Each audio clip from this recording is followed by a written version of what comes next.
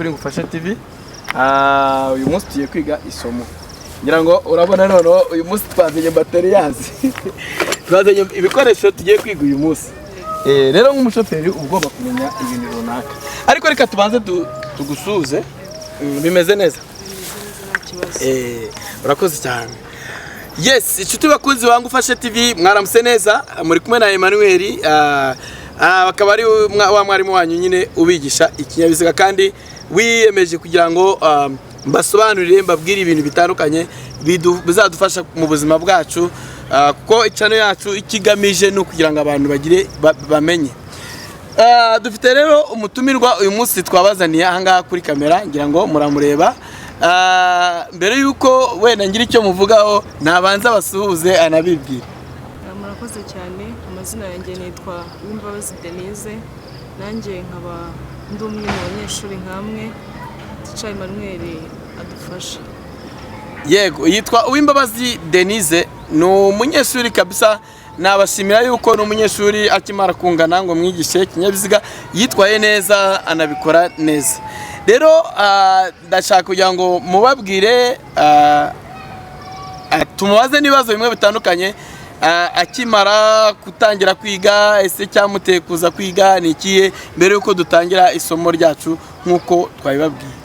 Denise, twaragushimiye uburyo watwitabiriye mu ishuri ryacu. Yego, warakoze kandi kumva yuko ugomba kungura ubumenyi bwawe. Ubundi muri makeya Denise, tureba aha ngaha, ni muntu ki?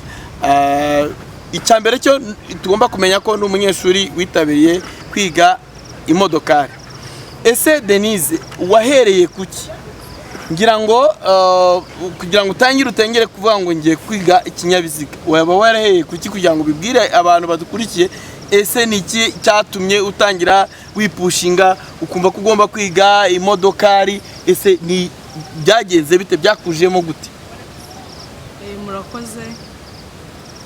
Ukuntu byanjemo, mbere na mbere mu kinyabiziga, kandi nabwo kugira ngo mvuge ngo ngiye kukiga, first of all nukubanza kuba we muri wowe wumva ko ubishaka. Kandi burya mpamya ko uyu muntu ashaka ikintu, nyine aba yumva ko agomba gushyiramo imbaraga ze zose. Yego, kugira ngo umuntu abanze yiga ikinyabiziga hari ikintu cya mbere bisaba.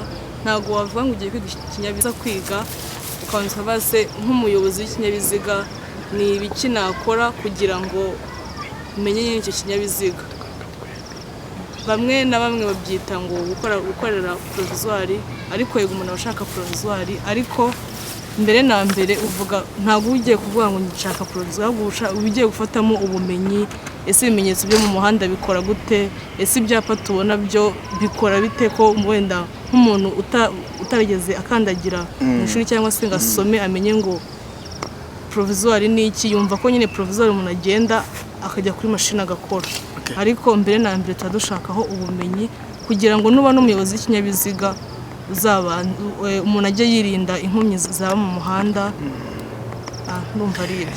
Okay, Denise arakoze kutubwira hano kuri Ngufashe TV. Ni ukuvuga ngo Denise, wowe ni ukuvuga ngo wabanje kwiga amategeko y'umuhanda.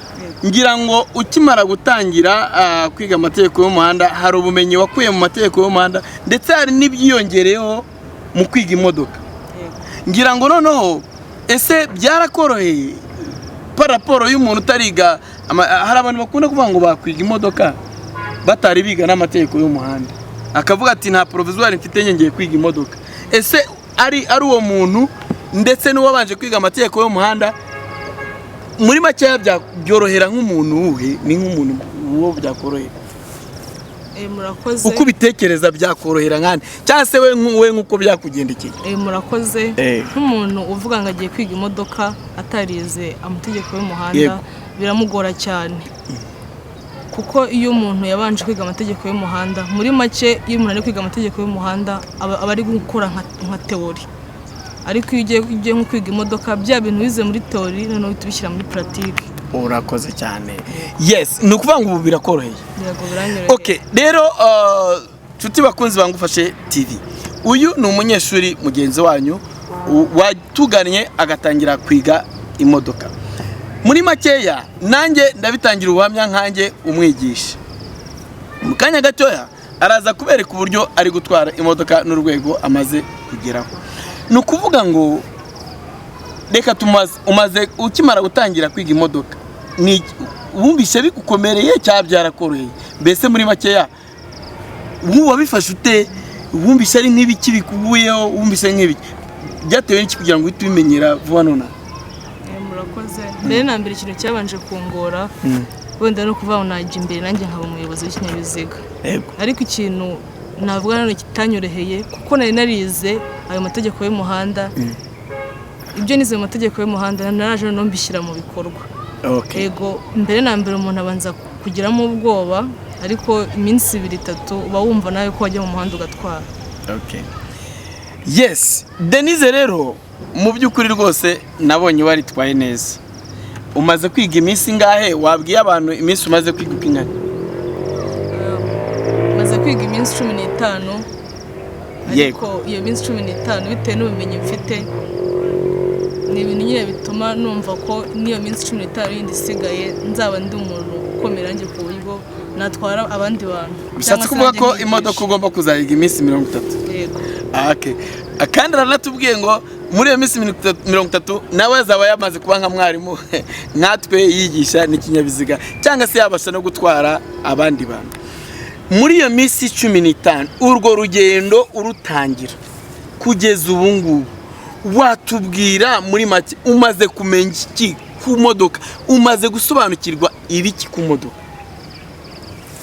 ku buryo nk'umuntu yakubaza ngo uvuye kwiga wize ibiki, uzi iki? Yaguha imodoka hariya ukabasha kuvuga ati ngewe ndayijyamo. Ni ibiki umaze kwiga mu rugendo wakoze kuva ugitangira kugeza mu minsi 15 umaze kwiga? Watubwira muri makeya bese ni ibiki wizemo? Wabwira abantu kuri Ngufashe TV kugira ngo tumve ibyo wamenyemo ni ibihe, kugira ngo barebe ko byibura hari ikintu runaka bumve ko hari icyo tubafasha kuri Ngufashe TV. Murakoze. Yego. Ubumenyi bwo ndabufite. Yego. Mbere na mbere nabonaga abantu umuntu yatse imodoka ariko ntamenya ati simu y'umuntu yakije imodoka biba byiza cyangwa se wenda ni nk'itegeko ko wakandagira amburiyaje na feri. Ntago nari mbizi kandi ndetse ukiyongeraho nuko wakambara sentire. Ubundi bumenye nabwo namenye hari bimwe na bimwe ngenda niga nka parking, nkiga nka T-cross. Ni byinshi nababwira ariko ubumenyi bwo ndabufite kandi cyane.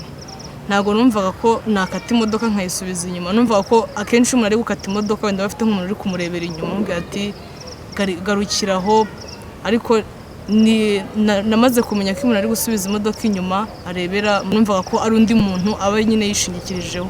Ntago numvaga ko ni kuko imodoka igenda nyine ibintu bituma nayo igenda cyangwa se hari gestes zimwe na zimwe umuntu yakora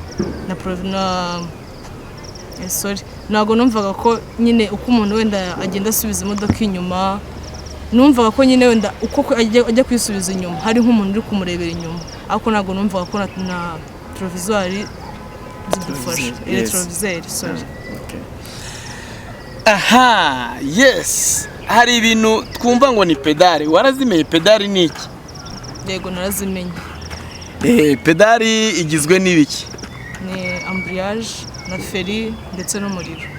Bakunzi ba Ngufashe TV murumva ko yaramenye ambriage, amenya feri, amenya n'umuriro. Ese tugeze no wenda kugira ngo usobanurire abantu, iyo utwaye ikinyabiziga igihe cyose uba ugomba kuba ufite ambriage. Ambriage ifatwa ryari? Tugiye gukora iki? Murakoze. Mbere na mbere ambriage ifatwa ugiye guhindura vitesse. Igihe ugiye guhindura vitesse cyangwa se nabwo ambriage igafatwa uri nko kuzamuka. Ugiye kuzamuka cyangwa ugiye guhagarara? Ambriage ifatwa ryari? Ni ibintu bibiri twize. Hano turi muri test. Mbabarire ubwira abantu kuri Ngufashe TV ubabwira ibintu biririyo. Ambriage ifatwa ryari? Ni ibintu bibiri. Ifatwa igihe ugiye gukora iki? Ifatwa igihe ugiye gukora iki? Ambriage ifatwa iyo umuntu agiye guhindura vitesse. Yego, cyo ni cyane. Agiye guhagarara. yego nuko nyine murabizi uyu ni umunyeshuri nyine ari kubivangavanga, ariko ambriyage ni ibintu bibiri ikoreshwa igihe cyose ugiye gufata feri nyinshi cyane ushaka guhagarara, ugomba kubanza ambriyage ukabona gufata feri, kuko uko bikoze ukabanza feri mbere ya ambriyage imodoka irazima. Ikindi ukayikoresha igihe ugiye gushyiramo vitesse, ugiye guhindura vitesse, ariko iyo urangije kuyikora ugomba kuyirekura ubundi ukagendera ku kariro n'iki na feri bitewe n'ahariho. Okay, urakoze cyane. Twize ko iriya modoka yacu ni manuel, igira vitesse zingahe? Murakoze, igira vitesse ya mbere, ya kabiri, ya gatatu, n'iya kane, n'iya gatanu ndetse na reverse. Ni ukuvuga ngo bakunzi bangufashe TV ubwo muri rusange igira vitesse zingahe? Esheshatu. Ariko z'urugendo ni zingahe? Z'urugendo ni 5. Noneho indi niyo gusubira inyuma. Ubundi hari vitesse yo guhaguruka. Muri izo vitesse 5 iyo guhaguruka yaba ari vitesse ya kangahe? Vitesse yo guhaguruka ni iya mbere. Ni iya mbere. Murumva ko arabizi. Vitesse se basi byibura ugeze muri ambutiyaje tushobora gukoresha ni iyi. Ugeze ni iya mbere. Muri ambutiyaje uhuye n'abantu benshi cyane dukoresha vitesse ya kangahe? Impamvu dukoresha vitesse ya mbere bakunzi bangufashe TV ni kuko vitesse ya mbere igerageza kurwanya ukuzima kw'imodoka. Okay, urakoze cyane. Bo wize rero bimwe watangiye gukandagira mu kibuga rero, wize muri bimwe mu kibuga by'ibizamini. Hari ikizamini cya retroviseur nk'uko wakivuze aricyo cyitwa amakona. Hari ikizamini cya parking. Hari ikizamini cyitwa T-cross, gutera imodoka, kuparika imodoka usubira inyuma. Ndetse hari n'icya demarrage. Demarrage yo ntabwo turayiga ko ntabwo tuzayigira ku modoka ntoya. Uracyafite urugendo muri iyo minsi 15 nabyo uzabigeraho. Ariko ubu tuvugana ibyo byibanze byo waba warabigezeho. Yego, byose nabigezeho. Parking urayizi, kona urayizi, T-cross urayizi. None parking izwe n'ibiti bingahe? Parking igizwe n'ibiti